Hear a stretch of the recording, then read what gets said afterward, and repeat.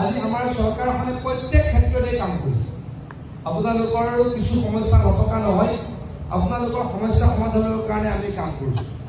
কেইদিনমানৰ আগলৈকে আপোনালোকৰ যদি কোনোবা ৰিটায়াৰমেণ্টত গৈছিলে, কোনো চৰকাৰী টকা পোৱাৰ ব্যৱস্থা নাছিলে, হয়নে নহয় কওক?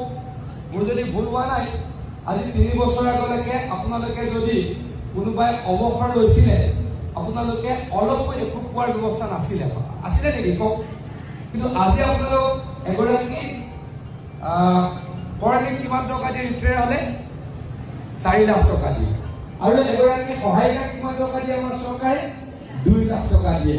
এই কামটো মই আকৌ কৈছো, যদি মোৰ ভুল হোৱা নাই, এই কামটো কোনে কৰিছে?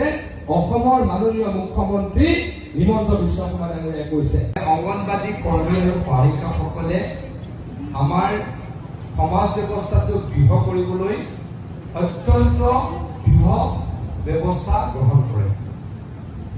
আমাৰ গাঁৱত সাধাৰণতে কি হয়? গাঁৱত আমাৰ LP স্কুলত আমি প্ৰথম শ্ৰেণীৰ পৰা এডমিশ্যন ল'ব লাগে।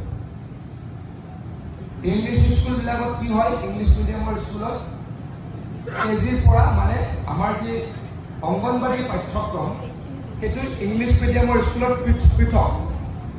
গতিকে আমাৰ LP স্কুলত পঢ়িবলৈ বা আমাৰ প্ৰাথমিক বিদ্যালয়ত পঢ়িবলৈ প্ৰথমতে ক'ত পঢ়িব লাগিব? অংগনবাদী আমাৰ কেন্দ্ৰত পঢ়িব লাগিব।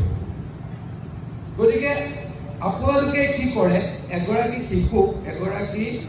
শিশুক ভৱিষ্যতৰ নাগৰিক বনাবলৈ বা সঠিক দিশ দিবলৈ আপোনালোকে সকলোতকৈ গুৰুত্বপূৰ্ণ ব্যৱস্থাটো গ্ৰহণ কৰে।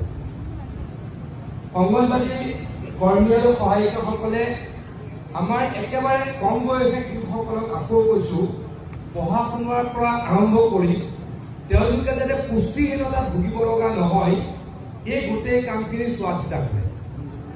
আনকি আপোনালোকে আপোনালোকৰ নিজ নিজ অঞ্চলত যিসকল প্ৰসূতি বা যিসকল সন্তান সম্ভৱা মহিলা, তেওঁলোকেও যাতে ভালদৰে খাবলৈ পায়, তেখেতসকলেও যাতে পুষ্টিহীনতাত নুভুগে বা তেখেতলোকৰ গৰ্ভস্থ সন্তানৰ বিপদাপদ নহয় বা পুষ্টিহীনতাত নুভুগে, তাৰ কাৰণে আপোনালোকে কাম কৰে। আমি MMR, IMR কাৰণে স্বাস্থ্য বিভাগে কাম কৰোঁ, মানে প্ৰসূতি মৃত্যুৰ হাৰ, শিশু মৃত্যুৰ হাৰ ৰোধ কৰিবলৈ আমি কি কৰোঁ? স্বাস্থ্য বিভাগে কাম কৰোঁ। মই আগতে স্বাস্থ্য বিভাগৰ ৰাজ্যিক মন্ত্ৰী আছিলোঁ কাৰণে এই বিষয়ে অলপ ওচৰত জানো।